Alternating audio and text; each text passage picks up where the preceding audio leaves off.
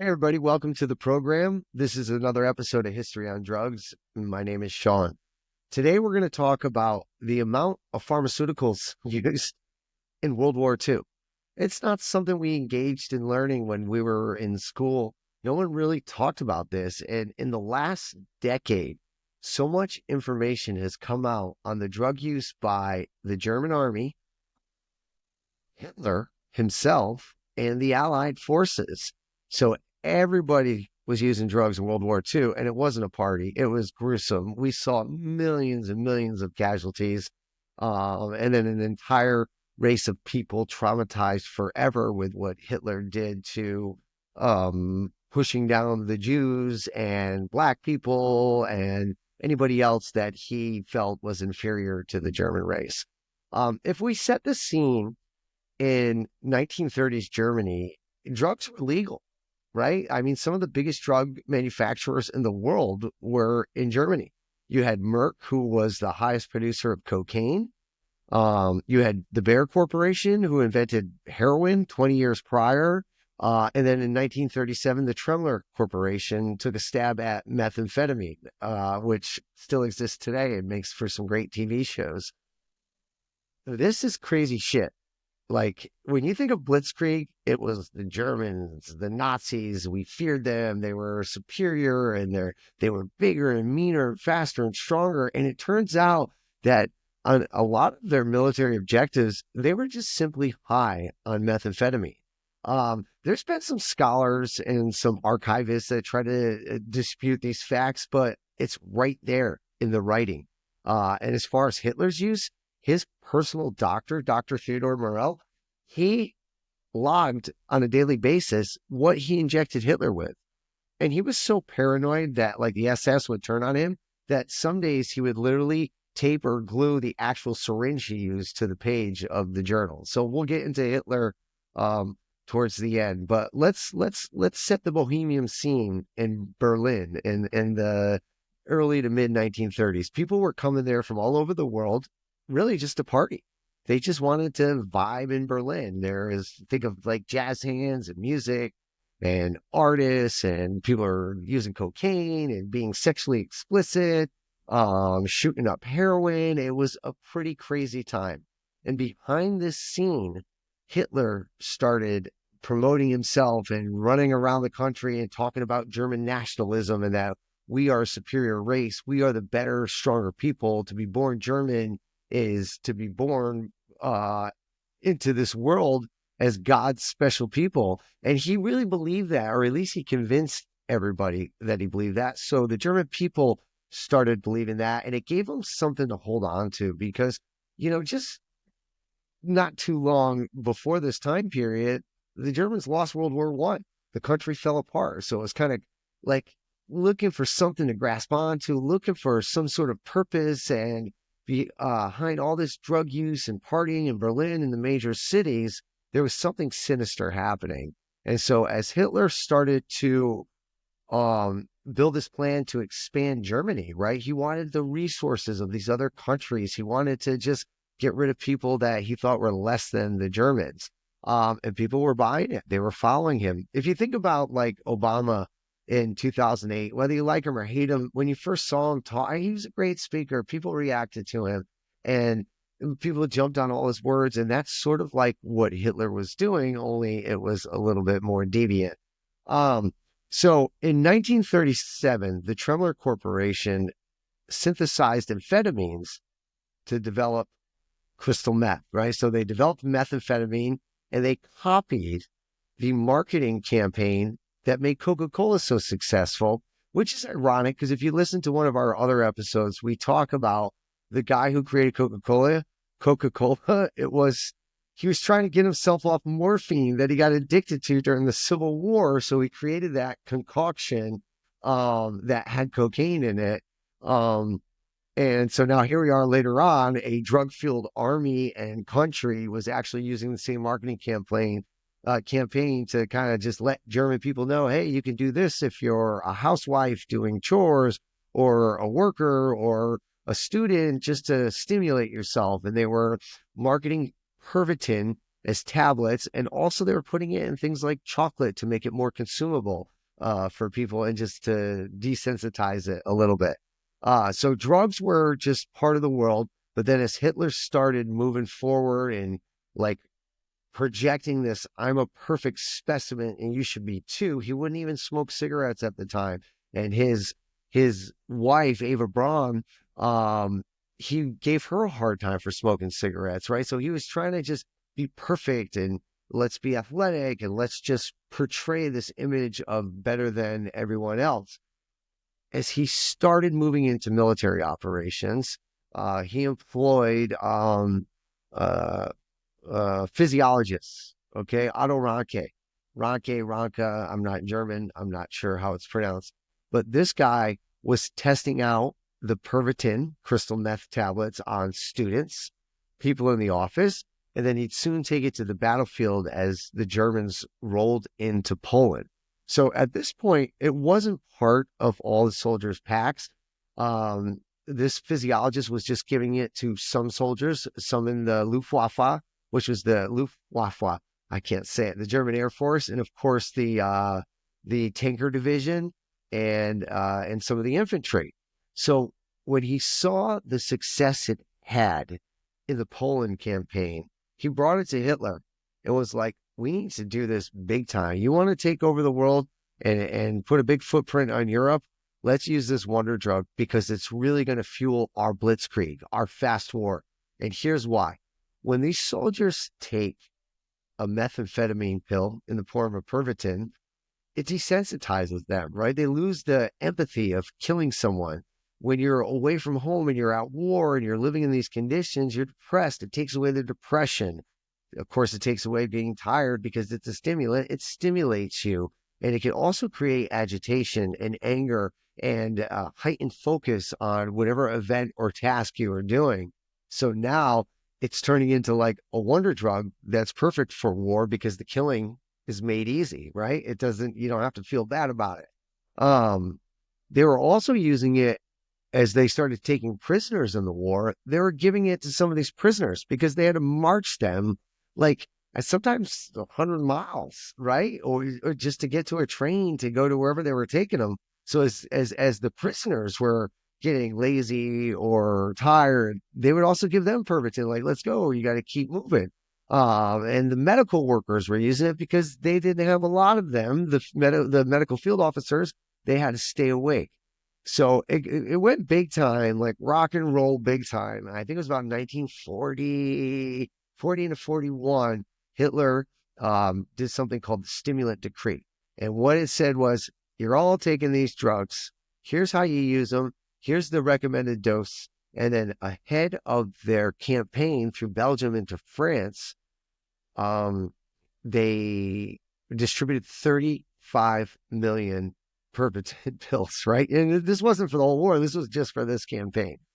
So as the Germans made a plan to get into France through Belgium, one of the leadership came to Hitler and was like, hey, we should go through the Ardennes area, right? It's a mountainous area. It's not an area that any other military, any other countries would think that the Germans would come through. And if they did, it would be stupid. They would get stuck. It would take way too long. So it just wasn't an area that was fortified. Now, after World War I, the Allies, they built something called the Maginot Line, which if you think of the Great Wall of China, right? Wasn't as extravagant as that, but it was a defensible wall all along the border so that if Germany ever decides to get crazy again, they can line up, slow them down, position forces in place, and be on the offensive instead of the defensive. They did not plan for the drugs, the Allies. They did not plan for the drugs. So what Hitler did was they led with tanks, which really wasn't something that was happening in military objectives at all to this point. So he would get the tanker pilots hopped up on Pervitin. They would fly through the Ardennes. They were zigzagging around trees and up and down. You had infantry guys coming, cutting down trees. And his order was to have them move for 3 straight days. Now try staying up for 3 straight days, let alone being a part of a military force on a campaign, right? It's like nearly impossible. and you lose all your energy and your focus and you're tired and you just get dumped. So these guys were tweaked out on crystal meth. So they had no problem. And the best thing about it was the Germans didn't have to resupply for food and rations, right? Just fuel. Just keep moving the fuel, load the tanks, keep them pushing, keep knocking down the forest. Let's keep moving forward. So in 3 days, they moved through an area that should have taken an army of that size 12 to 14 days. France, England, the Allies, they were not prepared. They were shocked. There are photographs that show as the Germans come into France after this 3-day offensive, rolling right through, that French army people are just laying there. They're shocked. They can't believe what they're seeing. They're sleeping. They're not ready for it. Like, who the hell would go through the Ardennes? And how the heck could they move an army of that size that fast? Hitler made a pretty big mistake right here, because as they just rolled through Belgium into France, they got all the way to the other side of France in just over a week, which is nuts. It's nuts to move an army of that size, just destroying little towns, taking over little towns, pushing forces back. They pushed them all the way back to the famous port of Dunkirk, right? And there's a good movie about that a couple of years ago. And Hitler, he stopped the offensive because he was so paranoid and insecure that he thought the generals that were operating this offensive would gain too much power if they could be in control of crushing the Allies right now. So he stopped, he halted it. So yeah, as we know from our history books and documentaries, the Allies were using fishing boats and sailboats, whatever it was, rowboats, swimming, just to get across the channel back to England. And Hitler could have won the war right there.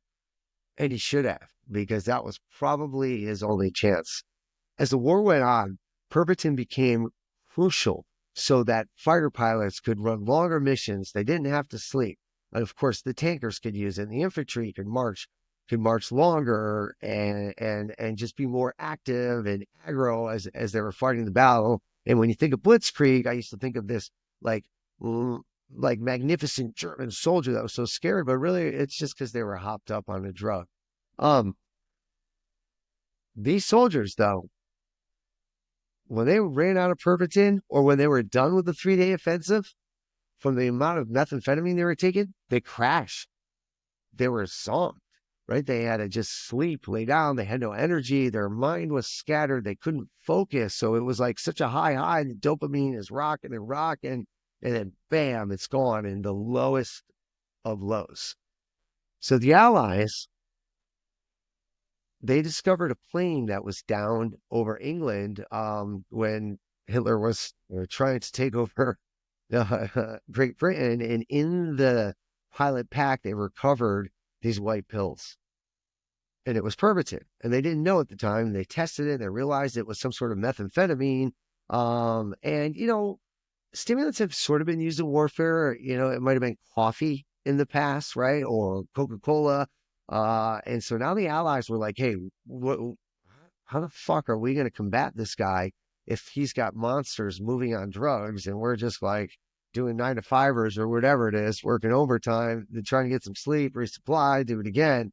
So the Allies started using amphetamine, but they made a good choice with their amphetamine use. They tried to use Pemberton. It was tested out on pilots mostly.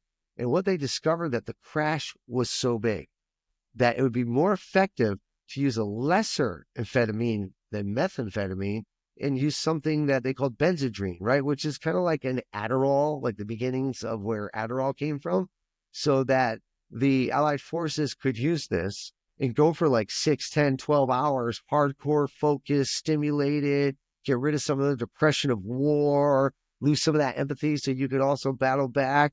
But then they could go back and sleep. They didn't have to stay up for days, because the negative outcomes for these German soldiers that were using Pemberton was mass suicides, just dropping their weapons and leaving the war, right? And then just making poor field decisions over time. You use drugs over time, you start making poor choices. That's just how drugs work. So they just got all this mental gobbledygook and mush in their heads, and missions were getting fucked up, and things weren't getting communicated clearly because there was too much of the methamphetamine involved. Now, not everybody was using the methamphetamine, but it was part of the decree. And the Germans saw this, and people were going to Hitler like, listen, we got dudes hooked on this shit out there. We got pilots that like, I need Pervitin, I need Pervitin. Like, they're just straight up junkies. So they started like building like these field rehabs to try to get their soldiers off. And then quickly as the stimulant decree went up, they took it down. But not before the Germans did a shitload of killing and damage and moved an army at a pace that history has never seen before. So if we flip back to the Allies, so now they're using their stimulant Benzedrine. They ordered a shitload of Benzedrine for their North Africa campaign. You had all these soldiers in the desert. They were giving up ground to the Germans. They were depressed. They were miserable. And then finally, the Americans kind of sneak in the war. The Benzedrine gets doled out. And this was ordered directly from Montgomery, a pretty big dude in the Army of Great Britain. And they started going on the offensive because they now had the stimulant, right? And so the Benzedrine was working quite successful for the Allies. Now, if we pause there and go over to the Pacific, they were doing the same thing there, right? The Allies were using the Benzedrine to go on to Guadalcanal and all these islands and do their thing because they had to stay up, they had to be alert. And the Japanese were also using Pervitin. And after the war, there was such a huge supply of Pervitin in Japan, it actually created an epidemic drug problem of crystal meth. And that's for a different discussion. So as the Allies started combating stimulant versus stimulant, even though the Germans had a stronger stimulant, the Allies' strategy was more effective. And eventually, supply lines were cut off. The Pervitin could not get to the German troops anymore. Now the Allies started changing their strategy. What are you going to do? You're going to bomb the drug manufacturers. We're going to bomb the factories, right? So they were cutting off the Germans from keeping up their blitzkrieg of drugs. Now, the Germans had the same problem in Russia, right? They were extending their lines of millions of troops and like they're running out of the Pervitin. But so they go and go, and now they're in the snow and in the tundra, and then they just start losing focus, right? And then and the drugs start wearing off. And then those that are on drugs, they're just dead tired from the shit of war. And of course, we know what happens. The Russians just start rolling through as they start moving towards Berlin. Behind all this, Adolf Hitler, crazy man, like we just thought he was this big bad monster. He's a straight up junkie. His personal doctor, Theodore Morell, kept a journal, a really good journal. And in that journal, he wrote down every single day of what he injected patient, I think it was patient A or patient X, my brain. Anyways, it was Hitler, right? And you can see this if you're in Germany, you want to go to the archives, it's public information. I've looked through some of it online. It's remarkable what Hitler was doing. Hitler was essentially a guinea pig for this doctor. So this doctor owned his own like pharmaceutical company. He got rich off this. He was a pioneer knowing that vitamins were very important for people. So he's injected Hitler with all kinds of vitamins, but he was also injecting with some weird shit like the glands and organs of animals and bull testicles, just weird stuff that probably didn't help Hitler because he was deteriorating because he already had all kinds of like stomach ailments and other autoimmune issues that he just already had. But he was being injected with 20 to 30 milligrams a day of Eucala, which is an opiate. It's an opioid. It's equivalent to like OxyContin. So Hitler gets hooked on this stuff, and he's also hooked on taking cocaine with it. So now Hitler is speedballing. The man that thought he was the perfect specimen, that Germans should be the cleanest, perfect people, was actually a junkie. And you know what? It was right next to him, his poor wife, Eva Braun, who was matching him shot for shot, and she was doing all this. And then there's like reports about that. It's like crazy, wild, violent, angry sex life. It just keeps me out when you think about his little mustache and his hair. She was quite a number, I guess, for the 1930s and 40s. But they were just a couple of drug addicts. And Hitler just relied on this doctor so much, he wouldn't let him out of his sight. He wouldn't let him go home. He wouldn't let him visit his family. He needed him around all the time. So Hitler started like not going out in public as much. After 1943, he was like a disaster. He may or may not have had Parkinson's. He had all this shaking. And people say it was withdrawal, but there's some medical thing happening prior to his drug use. And of course, let's not forget to mention everything he did and his mindset and his goals and his objectives had nothing to do with his drug use. They just made for poor decisions later on in the war. So Hitler's now getting backed into a bunker in Berlin, and they're running low on supplies. Like, here's an opioid addict that's no longer able to get opioids and cocaine. Like, all the drugs are wearing out. So his doctors like inject him in with anything he can just for like placebo effect, and which is crazy. It's probably killing him slowly. So Hitler gets frail. He can no longer raise his arm to do his, like, he just can't do it anymore. And he gets these crazy ideas. He's got like 12, 13, 14, 15-year-old German boys defending his bunker. They're giving them Pervitin for what the supplies they had left. So he's drugging up these little kids to defend him. He's still trying to have meetings with people in the bunker to make it feel like he's doing something important, and like, yeah, let's kill more Jewish people. Let's redo this attack. And reports show in the archives that he started just not even making sense. People just didn't take him seriously.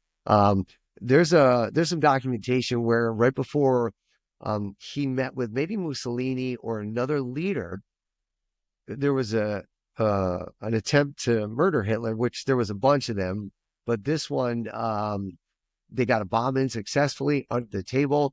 They blew it up. His ear was bleeding. He had giant cuts on his leg, shattered, and the people noted in their own records and journals that they like, how the hell is Hitler like not dying in pain? Like, and he's just shaking himself off, and he gets more injections from his doctor, and then he's able to keep that meeting later in the day because he's just so high on painkillers, he's not feeling anything. And of course, he's not rational anymore. I used to think, I love like going down conspiracy rabbit holes, that Hitler may have survived this. There's a guy from the CIA, Brett Baer, I think his name is. He did a 10 or 2-season documentary called Hunting Hitler. And he lays out some pretty good evidence that Hitler could have flown out of Berlin, survived, because they actually never found his body. No evidence, anything. All they have is his dentist looking at drawings saying, those could be his teeth, right? The Russians said they had his skull, and then like in 2012 or 14 or something, they went and looked at it like, this is like a woman or a boy, but it wasn't Hitler. So his body was never found. So he said to take a cyanide pill after eating his favorite pasta dinner and then shooting himself in the head, or maybe instructed somebody to shoot him, but he's never been found. But the more I think about that fact, is he was such an addict and out of drugs, I don't think he could have survived. And I think suicide was probably the best solution for him, because he probably couldn't handle those withdrawals whatsoever. And then knowing the whole world's closing in on you, suicide sounds way better than thinking you're going to flee to Argentina as a frail old drug addict that's in his mid to late 50s that looks like he's 90 years old. So no luck for Hitler, no luck for the Germans. But what they did do is introduce the use of a stimulant in war. Now, we still use them today. The American Army, still in a controlled setting, will use stimulants for long missions and things like that. All the armies will. I mean, some of these Middle Eastern like terrorist groups, they're using crazy drugs and going out and doing the stuff they do. But no one ever told us this. And then like think of how many, if you ever talk to your grandfather or watch documentaries on History Channel, like they're not talking about the drugs, and the drugs had a huge impact on not just Hitler, but the war.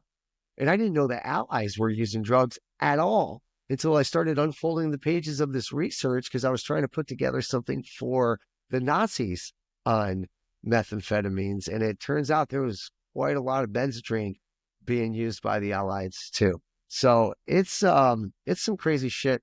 I love this stuff. I hope you enjoyed this little bit about World War II, the pharmacological war. See you next time on History on Drugs.